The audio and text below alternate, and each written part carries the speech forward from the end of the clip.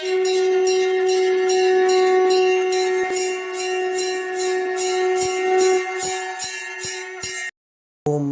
ஸ்ரீ குருப்பியோ நம. ஓம் கம் கணபதையே நம.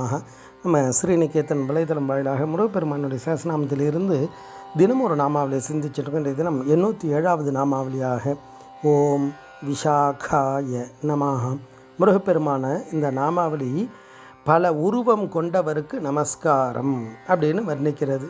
விஷாகா அப்படின்னா முருகப்பெருமானுடைய பெயராக விளங்கும். முருகன் அந்த விசாக நட்சத்திரத்தில் அவதாரம் செய்தவர், அந்த விசாக நட்சத்திரத்தில் பிரியமாக இருப்பவர் அப்படின்னு அர்த்தங்களை கொடுக்கும்.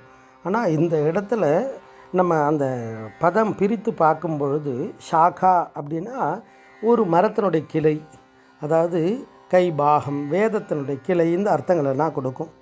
அப்படி இறைவன் விசேஷமாக எல்லா வடிவத்திலையும் ஊடுருவி இருக்கார், எல்லா விதமான உருவங்களாகவும் இருக்கார் அப்படின்ற அர்த்தத்தை கொடுக்கும். முருகப்பெருமான் அவர் தோன்றிய, அவர் அவதாரம் எடுத்ததோட நோக்கம் அசுர சக்திகளெல்லாம் அழித்து தேவர்களுக்கு நன்மை அளிக்கணும்னு. அப்போ அவர் நெருப்பு பிழம்பாக வரும்பொழுது 6 பொறிகளாக வெளிப்பட்டு 6 குழந்தையாக வரார்.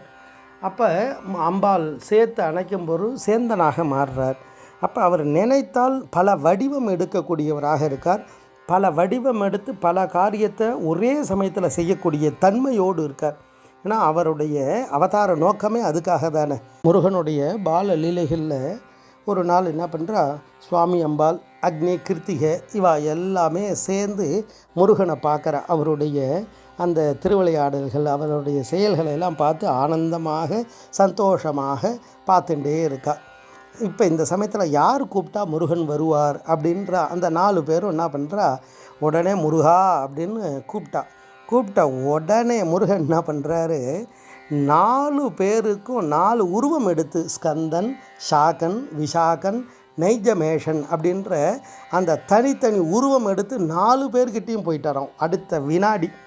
அப்போ அந்த 4 பேருக்கும் ஒரே சமயத்தில் ஆனந்தத்தை கொடுத்தார்.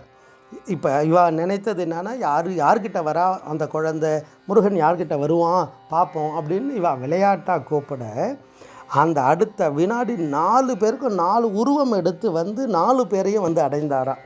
அவளுக்கு அந்த ஆனந்தத்தை கொடுத்தாராம். அதனால தான் முருகப்பெருமானை பார்த்தனாலும் ஆனந்தமே வடிவமானவர்.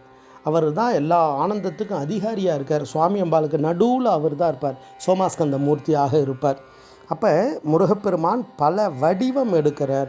அதனால் பல பிரிவுகளாக இருந்து ஒவ்வொரு உயிருக்கும் நன்மையை செய்வதற்காக பல உருவம் எடுக்கிறார். அதை தான் இந்த நாமாவளி தத்துவார்த்தமாக வர்ணிக்கிறது. ஓம் விஷாகாய நமஹ. ஸ்ரீ குருப்பியோ நமஹ. ஓம் சும் சுப்பிரமணியாய நமஹ.